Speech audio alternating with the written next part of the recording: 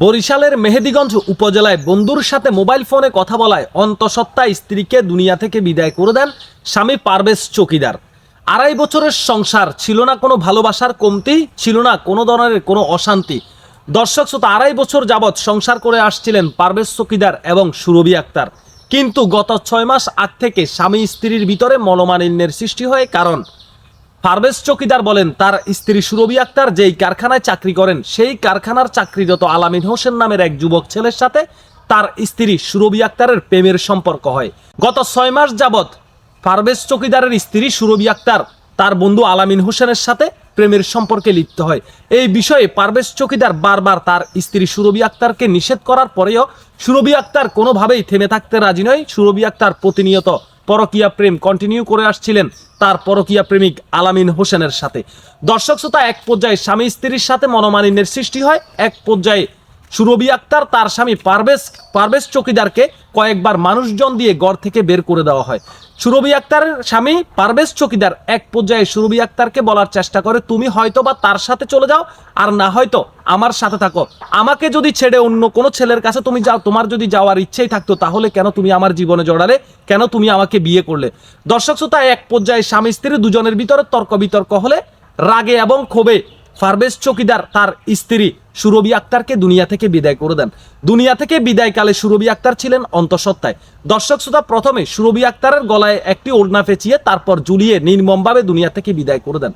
তারপর ঘটনাস্থল ত্যাগ করেন ওই পারভেজ চৌকিদার।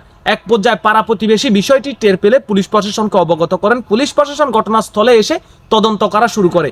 এক পর্যায়ে প্রযুক্তির মাধ্যমে সুরভি আক্তারের স্বামী পারভেজ চৌকিদারকে গ্রেপ্তার করতে সক্ষম হয় পুলিশ প্রশাসন। পারভেজ চৌকিদারকে জিজ্ঞাসাবাদ করলে সে বলে, আমার স্ত্রী দীর্ঘদিন যাবৎ তার কারখানায় চাকরিরত এক আলামিন হোসেন নামের এক যুবকের সাথে পরকীয়া প্রেমে লিপ্ত। আমি তাকে বারবার বাধা দিলেও সে তার পরকীয়া প্রেম থেকে সরে আসতে রাজি নয়। তাকে আমি এভাবেও বলেছি, যদি তুমি তাকে ছাড়তে না পারো তাহলে আমাকে ডিভোর্স দিয়ে দাও। সে আমাকেও ডিভোর্স দিতে রাজি নয়, কিন্তু বিভিন্নভাবে আমাকে হয়রানি এবং হেনস্থা করেছে। তার পরবর্তীতে স্বামী স্ত্রী আমাদের দুজনের মধ্যে তর্ক বিতর্ক হলে এক পর্যায়ে রাগ করে আমি আমার স্ত্রী সুরভি আক্তারকে দুনিয়া থেকে বিদায় করে দিই।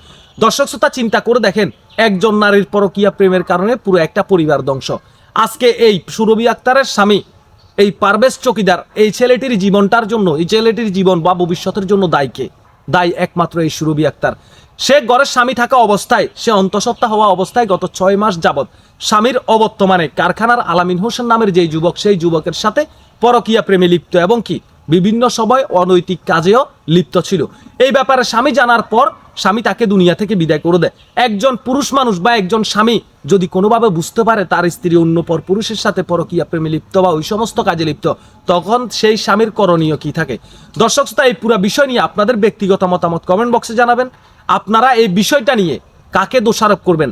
তবে পারভেজ চৌকিদার সে নিজ মুখেই বলেন যে রাগের মাথায় আমি আমার স্ত্রীকে দুনিয়া থেকে বিদায় করে দেওয়া কোনোভাবেই ঠিক হয়নি, কারণ আইন নিজের হাতে তুলে নেওয়া এটা জঘন্যতম অপরাধ। সে চাইলে প্রশাসনের শরণাপন্ন হতে পারত, কিন্তু একটা কথা শেষ পর্যন্ত থেকে যায় যে পরকীয়া প্রেমের ফলাফল কখনোই ভালো হয় না। একজন নারীর পরকীয়া প্রেমের কারণে কয়েকটা জীবন শেষ হয়ে যায়, কয়েকটা পরিবার ধ্বংস হয়ে যায়। আমরা সব সময় বলি যে এই পরকীয়া দমন আইনে একটি আইন তৈরি করা দরকার, যে আইনের অধীনে পরকীয়া নারী এবং পরকীয়া আসক্ত পুরুষদেরকে সাজার আওতায় নিয়ে আসা হবে। যতদিন পর্যন্ত এই দেশে পরকীয়া দমন আইনে একটি আইন তৈরি করা হবে না, ততদিন পর্যন্ত এই পরকীয়া নামক ভাইরাসটি সমাজ থেকে উঠবে না। ভালো থাকবেন, সুস্থ থাকবেন, আল্লাহ হাফেজ। প্রত্যেক বোনের উদ্দেশ্যে বলতে চাই, এই ভিডিওটা থেকে আপনারা শিক্ষা নেওয়া উচিত। দ্বিতীয় বিয়ে এবং পরকীয়া প্রেম এটা মানুষের জীবনে কখনোই ভালো কিছু বয়ে আনতে পারে না। ভালো থাকবেন, সুস্থ থাকবেন, আল্লাহ হাফেজ। ভিডিওটি শেয়ার করে দেবেন এবং ফেসবুক পেজ থেকে দেখে থাকলে ফলো করে দেবেন, ইউটিউব চ্যানেল থেকে দেখে থাকলে সাবস্ক্রাইব করতে ভুলবেন না। আল্লাহ হাফেজ।